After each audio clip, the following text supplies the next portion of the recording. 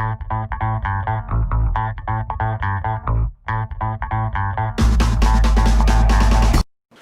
so John Colo with OKRaw.com. Today we have another exciting episode for you, and this is an episode I've been wanting to make for a while for you guys, because I know a lot of you guys, like me, are trying to eat a healthy diet. Now, everybody has a different idea of healthy. I have my own opinions about healthy, and I'd like to think that my ideas about healthy are kind of like at the echelon, like the top of what is trying and attempting to be healthy. In this episode, I'm going to share with you guys my research, my thoughts, my views on eating nutrient-dense condiments, right? And condiments are things that are eaten usually with food to make the food taste better, and for my case, actually giving me additional nutrition that I might not be getting with my food, and even increasing some of the nutrition I am getting with my foods. Plus, it just makes food taste so much better. So before I even go on, I don't want any of you guys to live on these condiments. Like, don't eat these as like a mono meal or just as their singular thing.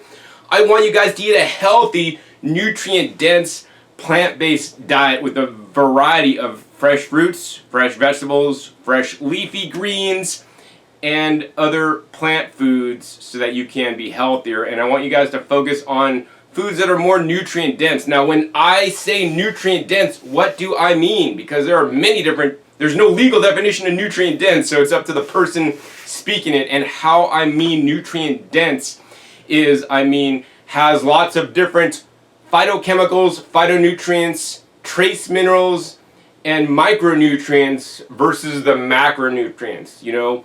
Much of the world is focused on macronutrients and getting those calories and smashing in the calories, smashing in the sugar, but people are missing the micronutrients. The micronutrients, in my opinion, are probably one of the most important nutrients that especially most Americans, if they're eating fast food, junk food, foods that are high in flour and white sugar and oil, these foods do not contain micronutrients, and the world is suffering because of it.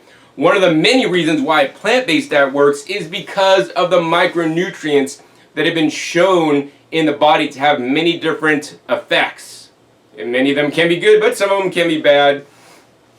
And I try to focus on having these high micronutrient foods that have lower calories, but the much active, or what I would call a functional food, as possible. So that's what you guys are going to learn in this episode. I just don't, repeat the rhetoric. You'll probably never hear any of this information anywhere else except this video, unless somebody watched this video and then made an article or repeated it, because some of this stuff, I did not go anywhere to learn. I learned through literally the school of hard knocks. I've been on my diet, my lifestyle, my path now for 25 years, and one of the things, if you watch me regularly or if you're new here, welcome, is I always try to grow and improve and do better what I'm doing. I don't like to get stuck in a rut. I don't like, this is what I learned in the Herbert Shelton book, and this is what I'm going to continue to preach, for the rest of my life, and, and walk with blinders on. And unfortunately, there's many people in the raw food movement that may, espouse things that may have been true many years ago and may have worked many years ago. But nowadays our world is much more complex, and we have learned through science a lot more information. So I try to take some of the best of the old and some of the best of the new and combine them into how I feel I want to live my life. Now, I'm not telling you guys need to do any of these things, but if you're interested in how I live and how I strive to be as healthy as possible, how you can literally tweak some of the ingredients you buy to make it so much better, more nutritious for you, you may get better health results, better health outcomes. You may better lose weight. You may better clear that brain fog or whatever else, because you're getting the toxic garbage out. And that's the other thing I want to say, is that the extent to your diet works is the extent of, number one, eliminating the garbage. That's why many diets, whether it's a paleo diet or, that I wouldn't necessarily recommend, or a keto diet, works because, number one, you're eliminating the bad stuff, right? So that's step number one. Eliminate the bad stuff. But then start bringing in the good stuff, the foods that have been shown to have powerful antioxidant, antiviral, antibacterial, anti-inflammatory properties, and these are the very foods that I'll be sharing with you guys. Another thing that I teach is good, better, best, right? I want you guys always to think, hey, John said that's good, but I could go even better or even best. And I want you guys always to do the best you guys can in your specific situation. I know everybody's specific situation is different, and depending on where you live in the world, you may not be able to get some of these items that I talk about. And for those of you guys who want to be locavores, turn off the video now, because some of the items that I talk about are not locally sourced. They are shipped in from around the world. But to me,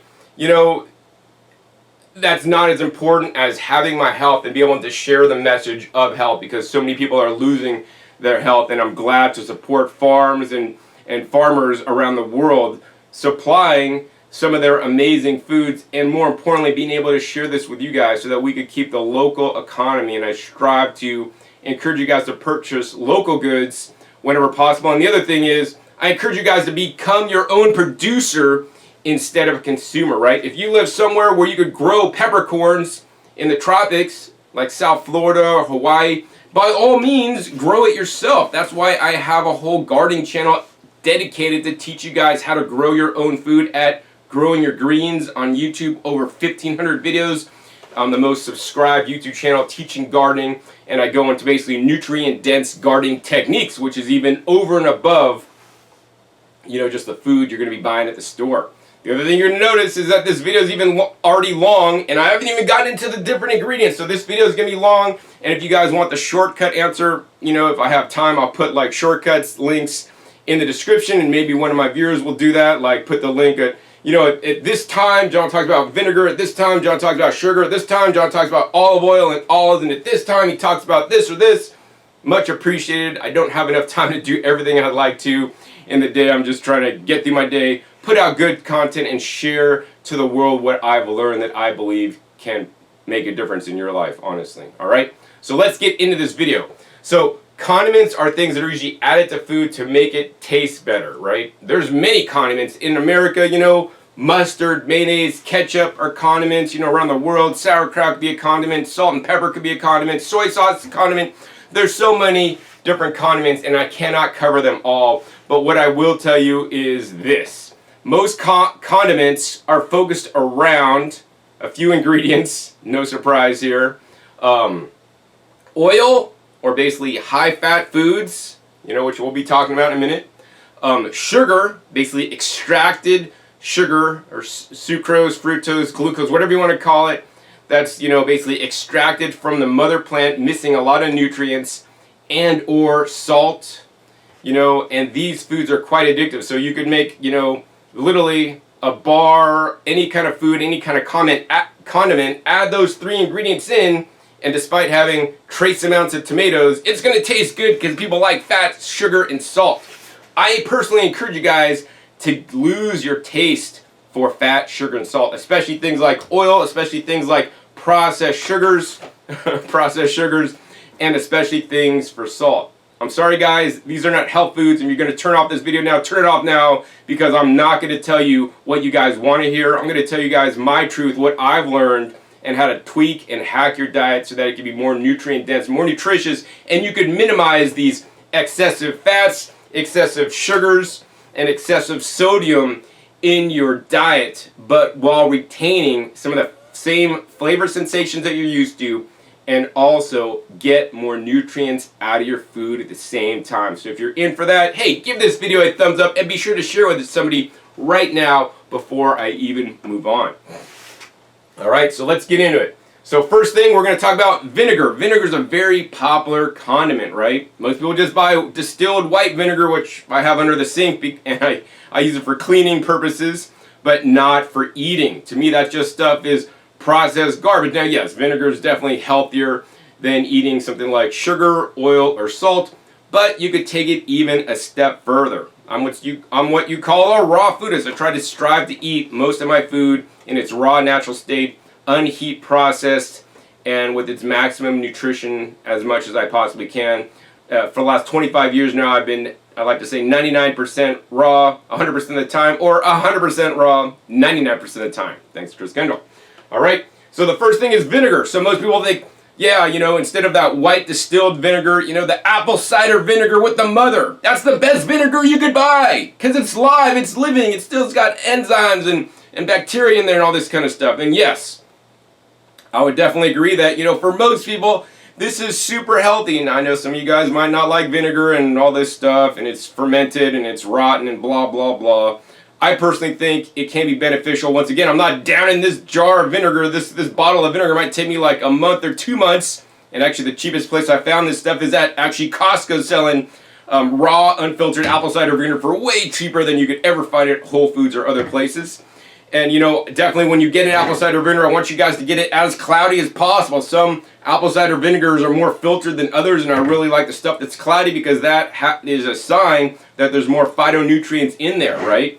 Now, to take this even a step up and a level up is, you know, and this is raw organic apple cider vinegar. You know, we want to find a vinegar that's even healthier than apple cider vinegar. How could you do that, John? Apple cider vinegar goes down in the books and in history forever. It's been used in the times of the Romans and all this kind of garbage.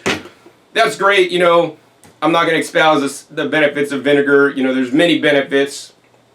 That being said, I wanted to find a healthy vinegar. So luckily at a trade show one year, I found a company over in Spain that makes actually a raw organic, and it is both these products here.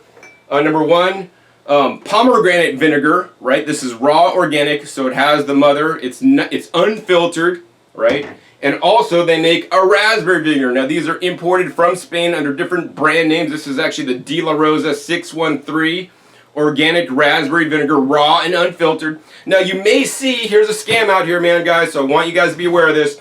You know, there's many different flavored vinegars out there, right? And a lot of flavored vinegars may just have like red wine vinegar with orange juice, or red wine vinegar with fig juice, or red wine vinegar with this or that, and natural flavors to give it the flavor of that item. I do not recommend any of those guys for you guys. Some of those are even not organic. I only recommend the best, and the best is literally this. This is raspberry vinegar, and the reason why I like this is because it's a product of Spain, and basically the ingredients are simply organic raspberries. It says organic raspberry vinegar, raw and unfiltered, and it's basically naturally containing sulfite. So this is literally raspberry juice fermented into raw vinegar with the mother unfiltered, right? Now, why would raspberry vinegar be healthier than apple cider vinegar? Well, those of you guys already on a nutrient-dense diet, you guys know berries are one of the most important G-bombs you guys want to eat. What better way to get more raspberries in you than get a vinegar that's made 100% from raspberries, right? These also have the different polyphenols and nutrients in the raspberries. It's also a darker color, so that's the other tip I want to give you guys. I want you guys always, when you have a choice, choose darker, more deeply pigmented produce. In general, but not always, more deeply rich pigmented produce has more phytonutrients and stuff that's not as deeply pigmented. For example, wild blueberries, a lot more deeply pigmented than bananas, right? So yeah, this raspberry vinegar, if I had to say which one of these vinegars tastes the best, it's the raspberry vinegar. It almost tastes like you're drinking raspberry juice, but it has that tang, that vinegar taste. You're going to have to find, this is barely sold in any stores. You have to probably go online, have to buy a case of it and have it shipped in. It can be quite expensive. Now, even healthier than the raspberry vinegar is pomegranate vinegar. Why? Why is raspberry vinegar? Once again, both these are dark vinegars, not light colored, unfiltered, raw. You know, this one's the De Nigris brand, unfiltered. Make sure you get the raw, make sure you get the ones that I'm recommending, either the De Nigris or the De La Rosa brand, because these are imported, the ones from Spain, the company that I met at the trade show and checked out, and they're legit. A lot of other companies, you just may find like, oh, pomegranate vinegar in the store, it's not 100% pomegranate juice. So this is basically just made from organic pomegranate vinegar, organic pomegranate juice concentrate. And that's basically all that's in here. So basically, you're getting the nutrition out of pomegranate juice, and we all know how nutritious pomegranate juice is. You know, but honestly, between these two vinegars, which blow away the apple cider in terms of nutrition, I gotta say, for those of you guys that are really into this stuff, hardcore, get the pomegranate vinegar. Pomegranates are infinitely, in my opinion, more nutritious than the red raspberry vinegar. Now, if they have a black raspberry vinegar, I might have to change my decision on that, but I don't think they're gonna be producing that anytime soon. But this pomegranate vinegar tastes a lot more like vinegar, a lot more like pomegranates, and a lot stronger. The flavor's not as sweet or as delicious as the raspberry vinegar to me. But, you know, so I had this one first, and then I just like, you know what? I want to get the pomegranate because actually it is full of phytochemicals. Once again, These are 100% raspberry or pomegranate vinegars. They do not have any other additives, so make sure you guys check your ingredient labels. That's why I'm telling you guys this, and that's the first tip I want to give you guys. Switch out your vinegar to more nutrient-dense vinegar to up your different polyphenols and antioxidants and plant compounds, and especially, more importantly than having different ones, you're getting better ones in my opinion. So I always encourage you guys to rotate and eat a big variety of foods. Instead of, oh, I only ever get apple cider vinegar. Hey, experiment. Some days I feel like an apple and some days I feel like a pomegranate, and I'll use the different vinegars accordingly. Plus sometimes I want, a really sweet dressing. I could do like mangoes blended up with macadamia nuts with a little bit of raspberry vinegar, and oh my god, that stuff is so good. All right, so yeah, hack your vinegar, hack your life, and potentially change your life. All right, next thing I want to talk about is pepper. Right, this has been a big area of interest of mine for many years, and as somebody who eats a raw foods diet for the most part, I found that most peppercorns are heat processed or maybe even irradiated if not organic before being sold to you to kill bacteria and all these things. And so for a long time in my raw food career, I'm like, I'm not eating pepper, it's heat processed. But then I maybe started eating some white pepper, and then I kind of learned about the health benefits of pepper, and it's almost like silly to not include something in your diet that can be so helpful that you're really eating in small quantities. I'm not sitting here and chugging this whole jar of like peppers. I might twist some in, grind some into my turmeric juices, grind some into my different soups and salads when I have turmeric in there, or curry powder in there to get a greater uptake. Plus it makes food taste better. But that being said, I was a little bit concerned that it was heat processed. But nowadays I found pepper that's not heat processed. It actually is sun-dried. The only peppers I could find that were sun-dried, and in this bottle here, I don't have the jar anymore, the container came in, it's basically Kampot peppers. It's a Kampot, Kampot peppers, and this is from Zen Spice Traders. So that's the whole peppers in here that I use for grinding. These are 100% peppercorns that have been sun-dried. So that's the healthiest pepper you can find that I found, and actually it tastes quite good. Now, even over and above that, right, the next level besides dried peppercorns is these guys. These guys I know you've never heard of. I never heard of it until earlier this year, and I've been doing this stuff a while. This is actually salted peppercorns, and actually they're salted peppercorns, but the trick with this is that they are actually fermented peppercorns. So they take the peppercorns, and I've had peppercorns straight off the plant, and I love to eat straight peppercorns fresh off the plant. And if I live somewhere where I could grow them fresh, I would just grow them fresh outside. And when I want pepper, I'm just going to go out and pick my peppercorns and throw that in a recipe, throw that in my juice, or throw it wherever. Unfortunately, this time I'm not living in a place that I could grow peppercorns. So this is probably the next best thing. What they do is they take the peppercorns and they ferment them, or basically cure them in salt. So now these are not under the heat process. And these also have a really nice flavor. Now these are infused with salt. So when you get the package, what I recommend you guys do is you want to take this and then you put it through a sieve and you shake out all the excess salt, because salt, I'm sorry guys, it's not a health food. I'll talk about that maybe in the next round. But these peppercorns, what they look like is they basically look like little peppercorns, right? But I have most of the salt removed because I sifted them out. But basically, I'll go ahead and eat a couple of these guys. When you eat these guys, right, they're just like little peppers. You chew them up, and if they're fresh, they're actually kind of moist still. And they're not like crunchy like dried ones. They really have an exquisite flavor. This is the ultimate salt and pepper flavor in your mouth, and the flavor of the peppercorns are exquisitely unique.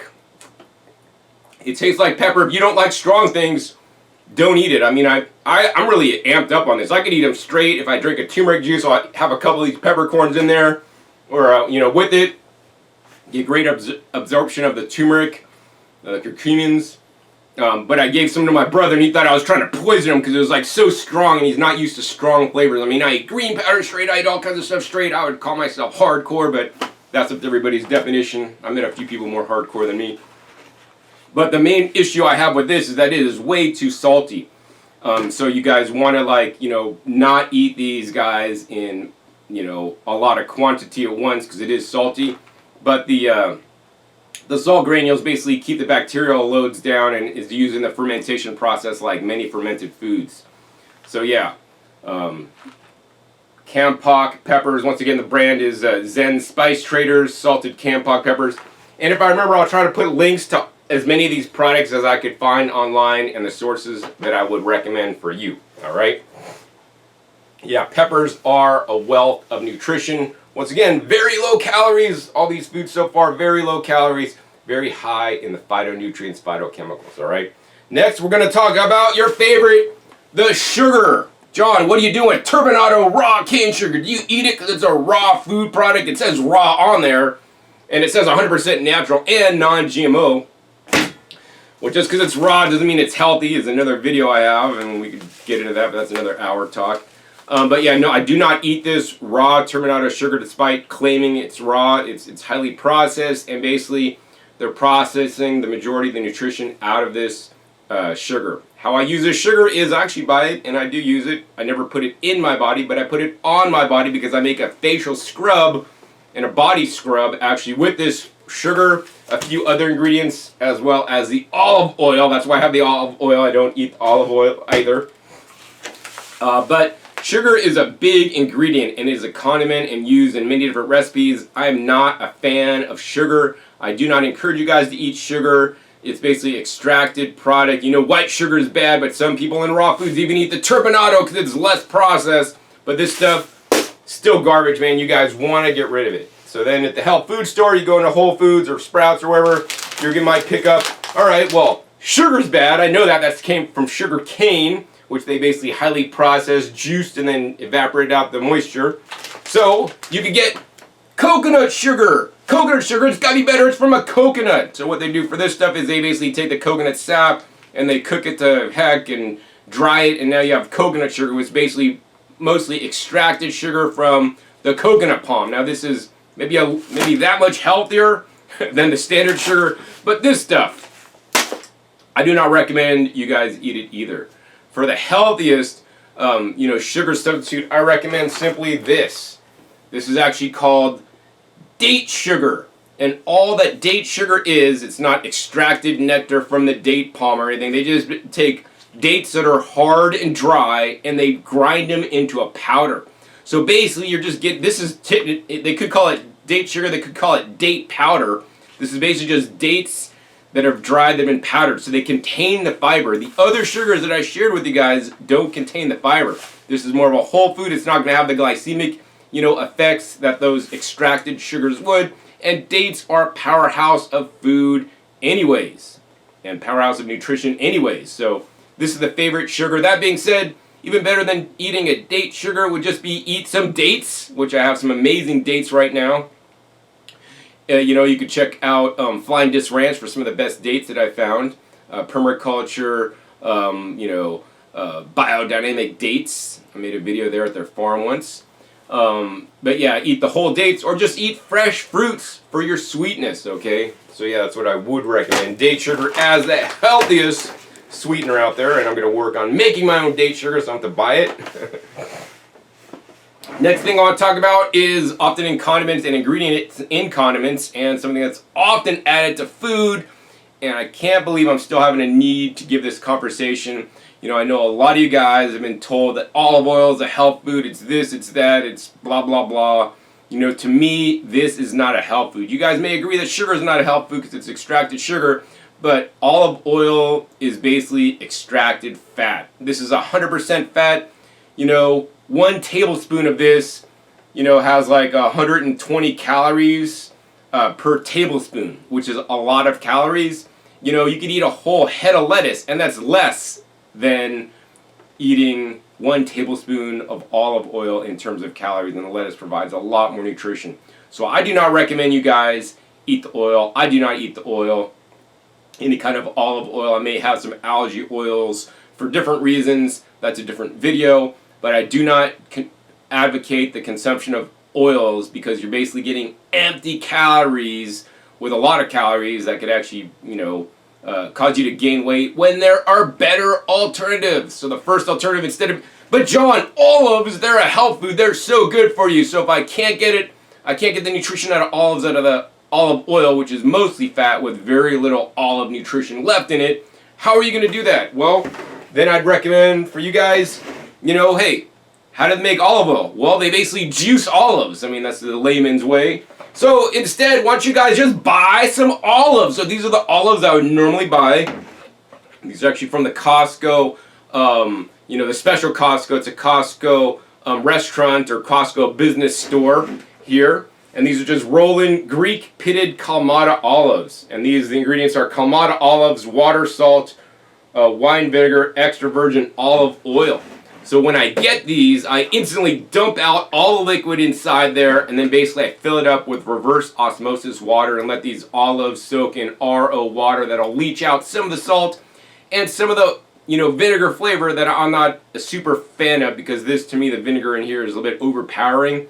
Plus, it gets rid of the extra olive oil that's in there. While I don't eat olive oil, it's an ingredient used in the making of this product, and I get rid of it because I don't want to eat the olive oil. So that would be a better alternative. I teach you guys good, better, best.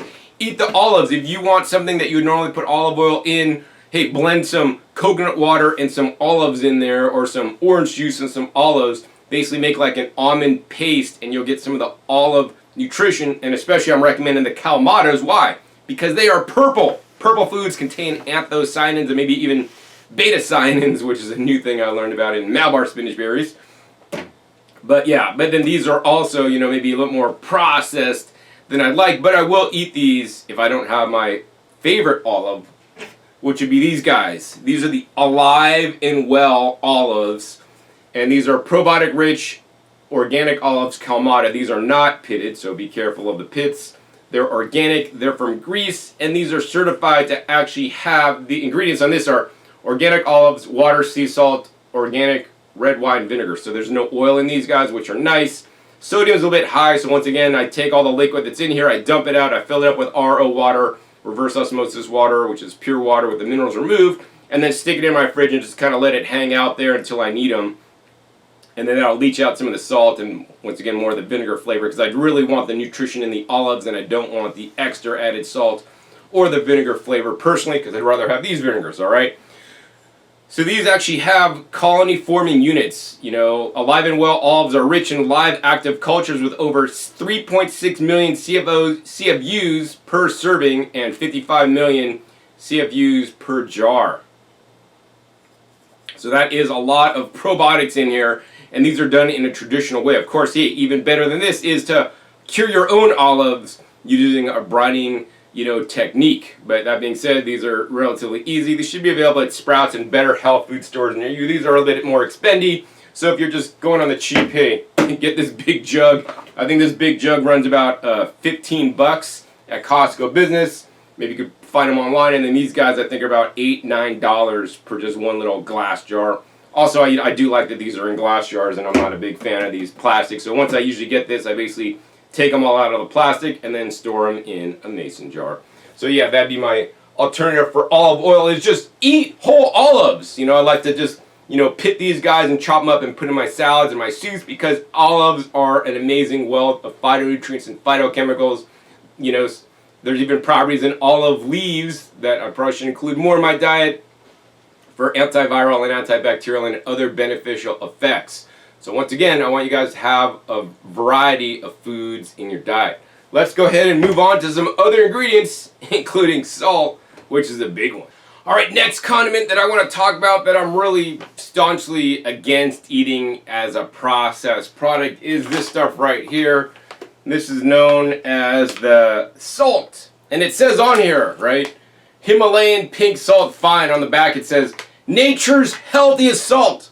So number one, I would disagree with that statement, right? There are healthier salts than this that actually have lower sodium content. I'm not going to get into that in this episode. But what I will say is that I want you guys to ditch the salt, guys. You all have salty, overly sensitive salt taste buds because every food, literally processed food in America, is salted. It has been salted. You've been raised since a child to eat lots of salt. And in my opinion, salt is not a health food. Number one, it's not even a food, right? Salt is not a food. It's a mineral, right? And, you know, sodium, we need sodium in our diets, but the sodium that we should get in our diets should not be from salt. But I know what you're thinking. You're thinking, John, can't you read the package? It says on here, it has 84 plus minerals, so that makes it good. I don't care how much mineral contamination is in here. The fact of the matter is, this is still like 96, 98% sodium with 2% contamination minerals, which is like nothing. So you're basically eating salt. Sodium could cause lots of health challenges in your life. I'm not going to really get into that, but people eat too much sodium. While it is a required nutrient, you could get enough from eating foods and a properly planned diet, right? Make sure you plan your diet properly. The trace minerals, I will agree, are important, but we should not get them from the salt, right? Once again, I use this in my body scrubs, you know, as well, because it's a nice and abrasive for my body scrubs, but I don't generally eat this, and also it's good to have for videos where I trash it, like this one. So I don't want you guys to eat salt. I have a video that goes into detail about this. Post a link down below if I remember. You know, salt is not a health food. We should get enough sodium from the foods we eat, and if you do decide to eat additional sodium in your diets, I encourage you guys, you know, like some of the foods I don't eat salt, but the peppercorns have some salt added, and some of the foods that I eat have added salt in there, but I feel because, you know, I'm choosing items that have low salt, and for other benefits, it's alright, plus I don't eat a lot of those other foods that have the salt added, and in many cases, like the olives, I try to remove the salt before I even consume the food, okay? So what is the best alternative if you're used to eating salt? So the best alternative instead of salt is sea vegetables. Yes, sea vegetables. They come from the ocean. I mean, a lot of salts are sea salt. Why is the ocean salty or have mineral content, right? Because all the landmass washed away the nutrients and the minerals ends up in the ocean, right? Now, seaweeds are basically plants that live in the ocean for the most part. I mean, you could say they're more complex algae or whatever, but basically for the most part they photosynthesize like land plants, and they basically extract nutrients from the place they're grown in, which is the ocean. Now I do grow nutrient-dense, mineral-rich foods in my garden, you know, by adding things like rock dust, and even adding things in my garden like ocean solids, which is basically like reconstituted ocean water for minerals to give my plants the trace minerals they need, and I can eat them, and that'd be good. But most of you guys don't have a garden, aren't going to grow food, and aren't going to add the rock dust and the other trace minerals in your garden to grow actually really mineral-rich food. So the answer for a lot of you guys out there is just eat some seaweed. Now I know a lot of you guys, John, the seas are contaminated. Right, yes, the seas are contaminated. I definitely agree with that. Now, there are more and less contaminated oceans and seas, and all the products that I'm showing you guys in this video, as far as I'm aware, they are testing them for contamination. The other thing to remember is that the dose is in the poison. As much as the seas are contaminated, the world is contaminated. You know, there's diesel trucks running right down I-5 next to some of the fields where your organic produce from California is grown. There's all kinds of industrial contamination, and we want to minimize that in our lives as much as possible. You know, but the thing is this, like, I don't eat tons of seaweed. I might have an ounce or two of seaweed every day in different forms, you know, whether it's a whole form, whether it's a powdered form. I'm only talking about the powdered form in this episode because it's really a direct, you know, substitute for salt and salting your food. So instead of having your salt and salt shaker, fill it up with ground up sea vegetables. And the one I like the most is actually in this special Miron purple glass jar that's supposed to enhance the energy of the food placed inside it. And this powder in here is actually just seaweed powder. I don't know if you guys could see that actually. This stuff's actually quite spendy. But the one inside there is this stuff right here. This is the label. This is actually 6 mixed seaweed powder, 6 different seaweed species, net weight 1 pound by Nature Spirit Herbs. It's wild Pacific sea vegetables, completely natural wild food, ecologically hand harvested from the wild and rugged North California coast. A concentrated source of minerals, electrolytes, trace elements, including iodine and therapeutic polysaccharides. Very important. Another very important nutrient that most of you guys are not eating, polysaccharides. So we'll read a little clip on this. Our sixth mixed seaweed powder is the same mix we use in our sea vegetable blend capsules. It contains 4 brown seaweed species and 2 red seaweed species, providing a broad spectrum of nutritional and therapeutic benefits. It has a mild flavor and may be sprinkled on food, added to smoothies, or simply mixed into a cup of water or juice. Contains kombu, wakame, kelp fronds, sea fern, jargontina, and irradiated. Sea vegetable blend powder will maintain its high quality for at least a year or two if stored airtight containers in a dark cupboard. 1 level teaspoon equals about 3 grams. And it's naturespiриtherbs.com. I cannot recommend this company enough. They do things the old-fashioned way. So I store it in a dark jar so it doesn't have to be a dark cupboard. And this jar is said to enhance the energy of the food inside it. So this is a wealth of trace minerals. And you know, I don't just say buy only kombu seaweed or buy kelp seaweed, which actually can taste fishy. I like this mix because it has different seaweeds, different plants, whether it's land plants or ocean plants, algae, seaweeds. Each plant absorbs different nutrients in a different level. You know, some seaweeds may have more iodine, some seaweeds may have more zinc, some seaweeds may have more copper, or whatever. So I like this blend that basically gives me a little bit of the each, so I get the compounding effect of all the different minerals, and that's why I'm mainly taking this for its mineral content that are essential for health. Now, if you guys don't want to get something from the Pacific Ocean because it's, you know, contaminated, right, then this is what you guys want to get. It's actually a lot more expensive. Oh my God, this stuff is crazy expensive, but I had to try it because this is the world's first organic baby seaweed freeze-dried flakes. These are completely insane. I'm a big fan of freeze-dried food, and I'm glad a company, I think this company is over in like Estonia or Europe, is basically freeze-drying the algae, which gives it a totally different flavor and sensation. This is 100% wakame, organic, and I believe these are farmed products, so they definitely monitor the farms a lot more tightly than, you know, the wild food products. And then this one is actually the Kombu. So these are totally insane. These are from the Atlantic Ocean in Estonia, way up far north where, you know, they say it's pollution free, and they do testing on this stuff as well. So these is another way you guys could get some seaweeds in you. Now, another way if you guys want to do it more on the cheap, because some of these are expensive, this is, you know, while this bag is fairly expensive, cost per pound is a lot less than these guys here. And this is raw certified. I don't know if they have a certification for raw foods, but it's organic nori flakes, and this is I guess kosher or parve and USDA organic.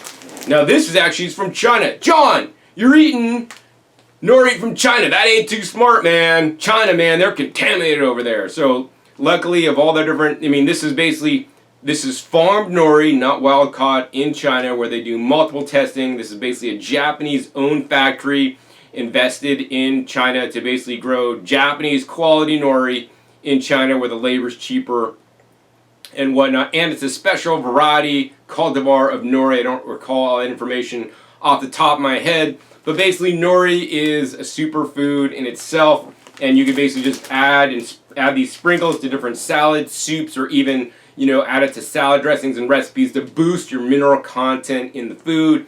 And once again, eat more plant foods in a larger variety, all right?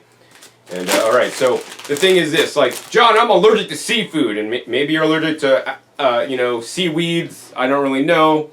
If you're allergic to any of the foods I'm discussing, do not eat them, even despite them being better.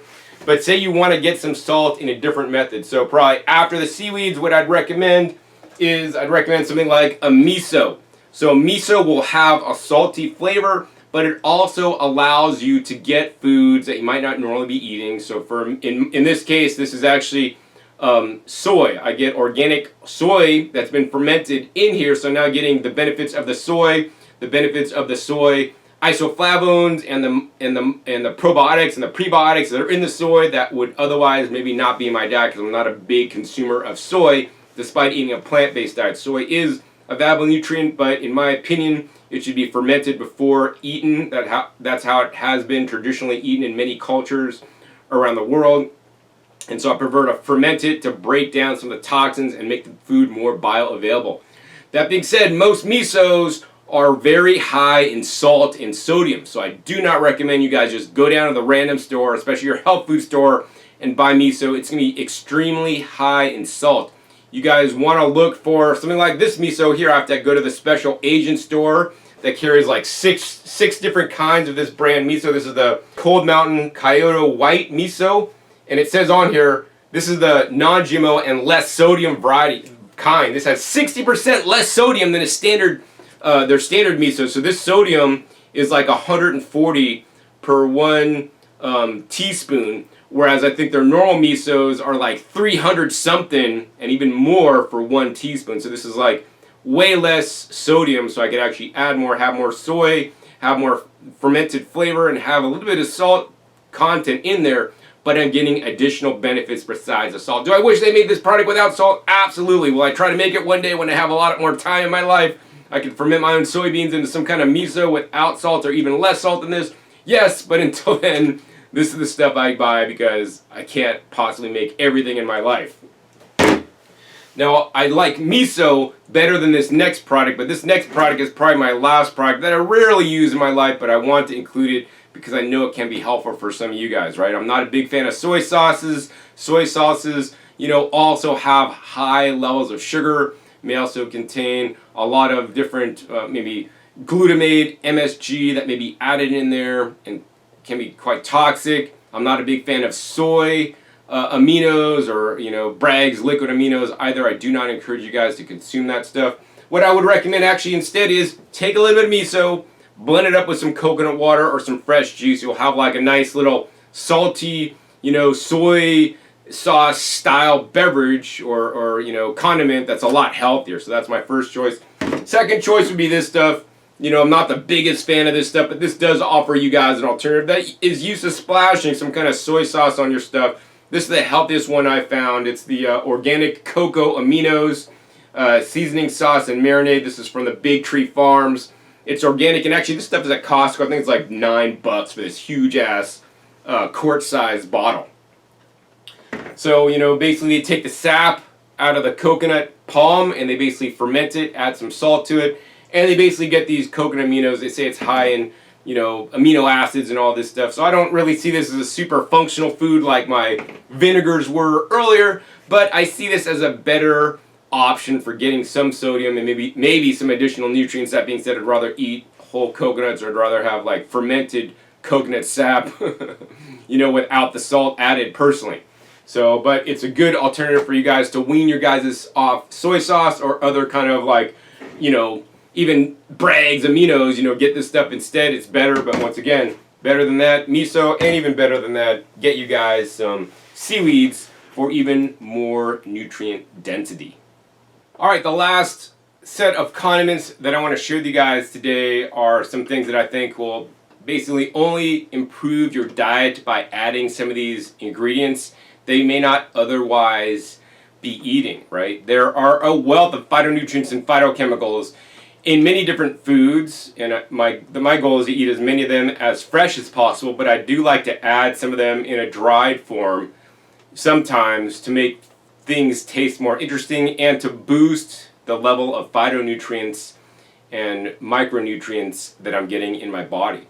So instead of eating salt and you have to lose your taste for the sodium, you could switch that. So when our taste buds are excited by other flavors, then you'll notice that you don't need to add as much salt to something. So one of the things I found is by using my own homemade pepper powder, right, with mixed peppers, hot peppers from my garden that I grow every year, right? I dry these and then powder them up, right? If I add some of the hot pepper powder, right, I need to add less sodium or less miso to make the food taste good, because now you got that fire, that heat, that intensity in your mouth, and that gives your taste buds something to react to instead of just salt.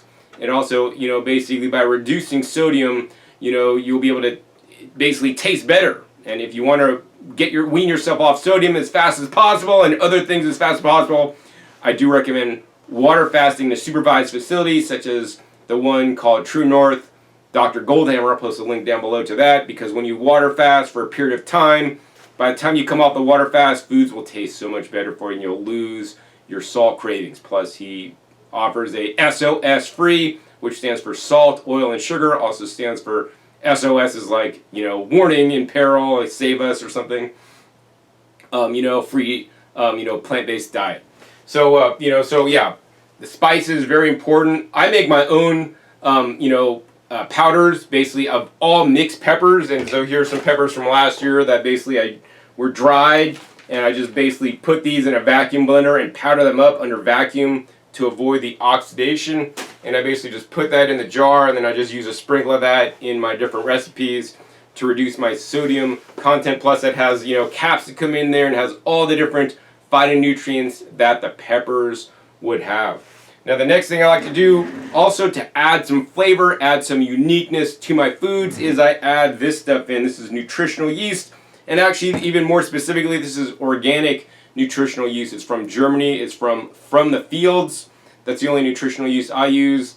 It's actually just made for yeast. It's not a byproduct, and this is not GMO like many yeasts out there. This is also a non-fortified product. I'm not a fan of fortified yeast products. A lot of yeast products add folic acid, which is basically the synthetic way of making folate. And folate is in all leafy greens, which you guys should already be eating in copious amounts if you're on a nutrient-dense diet anyways. So, but this yeast, actually on the current website you could order from, doesn't list it. I actually think it also has, yeast is the main ingredient. Then it has some like rice, something in there, like rice bran or something. And then it also has some salt added. So the salt is really low, but it is, they do add salt in this, and that's unfortunately in part of their manufacturing process. I wish they didn't have the salt added in there. And that could add some flavor as well. And additional vitamins, including B vitamins and trace minerals that you may not be getting otherwise. Once again, I just don't eat tons of this stuff. Might sprinkle a little bit in some of my soups and or dressings. Another way to increase your nutrition, increase the flavor, is by using freeze-dried or dried foods. So I will dry basically both tomatoes and peppers and use these to actually add flavors and act as a thickener when I make my own sauces and dressings and recipes. So I encourage you guys, instead of buying pre-made ketchup, pre-made mustard, pre-made tomato sauce, hey, make your own. If I want a tomato sauce, what do? If I want a tomato sauce, I go to my backyard, I harvest the tomatoes I grew, I bring them inside, I add them in the blender, in a vacuum blender, with the dried tomatoes that I made myself, and maybe some dates, maybe a little bit of vinegar, like that pomegranate vinegar, and poof, we have basically a pretty easy, ketchup, right? Likewise, you guys can create your own substitutes for condiments that would be pre-bought that would be healthier, all right? Next thing that I want to talk about are herbs and spices. So this is like, this bag's open. This is how I literally store it in my fridge. This is just a certified organic curry powder. This is a whole mix of different spices, right? Spices are high in antioxidants, and for a while in my raw foods career, I basically wouldn't eat that many spices, but now one of my goals is to include more and different kinds of spices. Right now I want to actually increase my clove content of how much cloves I eat, because cloves are quite powerful. Maybe you're going to make an apple juice and maybe let it sit in the cloves and kind of let the cloves nutrients come out in the apple juice. I don't know. That might be kind of fun, maybe around Thanksgiving. But yeah, the herbs are super nutritious. I'll put a link down below to my favorite site. It's iherb.com to get your herbs, and there's a special discount code you guys could use. I recommend buying herbs in bulk. So this is like in a 1 pound bag. It's significantly cheaper buying a 1 pound bag if you will be using it over time than buying like a little 3 ounce glass shaker. Also, there's less packaging involved because now you got enough, to store for a little bit. I usually get the curry and taco seasoning, sometimes fajita seasoning are probably, and the Italian seasoning are probably my top herbs that I like to use. In addition, I also encourage you guys to add garlic and onions. I also get a garlic and onion powder, which are actually a little bit different taste than adding fresh garlic and onions to my different recipes. So sometimes I'll do that as well because it gives a different flavor profile, adding some of the dry ingredients, and allows you to amp up your phytonutrient content. In addition, I make my own black garlic, which I don't have shown today, but that also is a very nutrient-dense product. Now that has been heat processed, and I'm on my own black garlic machine that I make my own black garlic so that I can get more garlic in me and it doesn't have all the bite, all right? Next food, nutrient-dense, I want to recommend you guys, condiment, are these guys. They're capers. Capers are a powerhouse of nutrition And it's unfortunate people do not realize that most of the time they are pickled in a brine and probably a lot of salt in there and probably not, probably heat processed. Also, these ones I'm glad to say are basically salt cured, so they're basically just packed in salt. So they're the closest you're going to get to, raw capers. But once again, the unfortunate thing is that they're packed in salt. That doesn't allow the bacteria to grow, but it has not been heat processed. So what I normally do with these guys is I just leave them stored in the salt. And when I need to use them, I'll pour some out.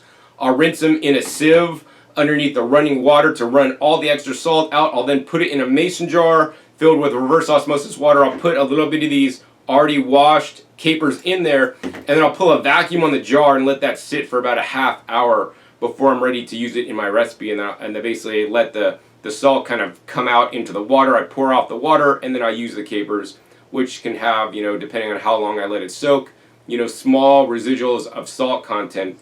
But I believe, the small amount of salt content is highly offset by the beneficial phytochemicals and phytonutrients and micronutrients in the capers that in their own right are literally a high nutrient-dense, antioxidant-rich foods. Now, I love the flavor of capers as well as olives, but it may take some adjustments for you guys to get used to it. And this brand is actually called the Untitled brand. Capers, this is like a food service size, so I get this at a big international marketplace in town. And normally they sell in small jars, but it's way less packaging if you buy the big can, if you could find it near you. And I go through these, and these guys last in the fridge, for a while. So yeah, I really want you guys to focus around nutrient-dense foods and eat as many of them as you guys can. Now the next two items I'm going to be showing you guys, one is flax seeds, which is a functional food in itself. Has the lignans in there, has the omega-3 fatty acids, really good for us. Most people are imbalanced in omega-3 to 6s, and the omega-3s in the flax can help you better balance your omega-3-6 ratio. And then also I got some Brazil nuts high in selenium, depending on where they're grown. But also these are nuts and seeds. So nuts and seeds, once again, are my substitute for eating oil. So if instead of making an olive oil vinegar dressing, I basically just maybe take some orange juice, take some nuts and some seeds in the blender with some pomegranate vinegar or some raspberry vinegar, even better because it tastes better. Blend that up and then basically have a nice dressing without using oil and vinegar. I use nuts and vinegar, and nuts and seeds, these have more phytonutrients, sterols and stanols than the oil does, where all that stuff is basically extracted out. Plus it gives you all the fiber as well that, is definitely good to feed our microbiome. Okay, now the next thing I want to talk about here is I want you guys to make your own condiments at home. So the next thing I made right here, this is my version of a mayonnaise. Mayonnaise. And this is made 100% with plants. There's no eggs in here. I'm not an advocate of eating eggs. According to the USDA, eggs cannot even be considered healthy, right? Eggs cannot be called healthy according to the USDA. And if the USDA is saying something can't be healthy, it really shouldn't be healthy. It can't be healthy because the USDA doesn't say a lot of stuff about a lot of garbage. And of course, eggs can increase your IGF-1. So I do not encourage, eating eggs. I don't eat eggs myself, but if you want to, hey, that's up to you. But anyways, my mayonnaise, and I want to once again encourage you guys to make your own condiments and think about how you can make it. So my mayonnaise is basically, I use avocados, I use some cashews, some cashew cheese, some coconut yogurt that was homemade, some coconut water. I think I maybe put some herbs and spices like garlic and maybe some onions and a little bit of vinegar in here. And if I had mustard seed, I would put it, but I'm out of mustard seed right now. But yeah, this makes my own mayonnaise, and actually I use this to dip my artichoke hearts, or my artichokes that actually I bought the other day at the store, and actually that's one of the heat processed foods I eat. And that's in itself, that's its own nutrient-dense food that you could eat raw, but it's not quite as fun. But that being said, this stuff, very important, make it in a vacuum blender. When you make it in a vacuum blender, it's more whipped up, and basically, when you vacuum blend fats, they fluff up a lot, so they have a lot better mouth feel, texture, and also it is stored under vacuum because it has the avocado in there. And it is storing quite fine because it is under vacuum. It's not turning all black, okay? So yeah, make your own condiments. And the last thing I want to talk about is another condiment I make, which is kimchi and or sauerkraut. This happens to be my own homemade kimchi out of Napa cabbage that actually I grew in my own backyard here. And fermenting, when you ferment yourself, you get to choose the amount of salt you need. According to Sandor Katz, who wrote literally the fermentation Bible, says that you don't need to add salt to ferment things. And many people don't know this. I mean, the Ann Wigmore Institute, where I visited, they make their own sauerkraut out of just 100% cabbage with no salt added and just let it ferment, right? I like to use a low salt, so I add a little bit of salt in there, so it's an ingredient in here, but I don't add a lot like most store-bought sauerkrauts would add, because they're more concerned about food safety, not necessarily a low sodium content, because they're not eating their food every day, hopefully, with all the sodium in there. So yeah, you guys can make your own, plus your own homemade and homegrown fermentations. I would call the kimchi and sauerkraut and other fermented vegetables a functional food, because now, aside from allowing you to eat more cabbage, which is actually in the brassica family, which is actually anti-cancer on its own, when it's fermented, it gives you probiotics when you eat them. In addition, there's secondary metabolites that the probiotics make that are going to be in the food that were not in there in the first place. Now, once again, my diet is not based around fermented foods, but I had like a 8-ounce container, added into a big bowl of soup that I made the other day for flavor and for additional nutrition. So I think, it also adds an umami flavor, which may be important for some people, although some people also may be, allergic to these histamine kind of foods. So if that's you, you might want to avoid them. That being said, I think that pretty much brings me to the end of this episode. I think in the end of this episode, I want you guys to eat foods that are rich in colors, that have more nutrient density, that you are able to make yourself instead of buying something pre-made with ingredients that you either grew yourself or can buy, but making things from scratch and avoiding those processed foods, eating things that are more nutrient dense, and always think about, hey, is there a healthier raw vinegar that I could get besides the apple cider? And that's how I came up with a lot of these things that I shared with you guys today. And if you guys have any more tips or tricks for me, hey, please be sure to put a comment down below. I'll be reading as many of the comments as I can, because I always like to learn and improve, and I learn and improve by learning from other people, learning from conventions, learning from trade shows, and a lot of the online research and hunting, sourcing different products, visiting farms that I do all over the world so that I could be healthier, eat healthier, and more importantly, share the knowledge that I've learned on my own with you guys so that you guys could have a better life by just tweaking some of the ingredients you're eating on a daily basis. I hope this was very valuable to you, and if you did find it valuable, once again, please be sure to give this video a thumbs up, and also please be sure to share this video with somebody else that you think it can help, in nutrient-dense forums, raw food forums, vegan forums, because all these ingredients that I shared with you guys today can be considered raw and plant-based and vegan and high nutrient, in my personal opinion. Also, be sure to click that subscribe button right down below so you don't miss out on my new upcoming episodes that come out every 5 to 7 days. You never know where I'll show up or what you'll be learning on my YouTube channel. A lot of things that aren't talked about on a lot of other plant-based raw food channels, because I really kind of try to think outside the box and bring my own style, my own spin on it from many people that I've learned. I want to thank Dr. Joel Fuhrman, who I would consider a friend, who really got me onto this more nutrient-dense eating, as well as another book I'd recommend called Eating on the Wild Side. Those are two excellent resources for you guys to learn more about eating more nutrient-dense foods that are available on the planet and improving your diet, which will improve your life. And also, more importantly, share this information with others. Also, be sure to check my past episodes. My past episodes are a wealth of knowledge. Over 500 episodes at this time on this YouTube channel dedicated to teach you guys about eating a fruit and vegetable-based diet that is one of the healthiest on the planet, in my personal opinion.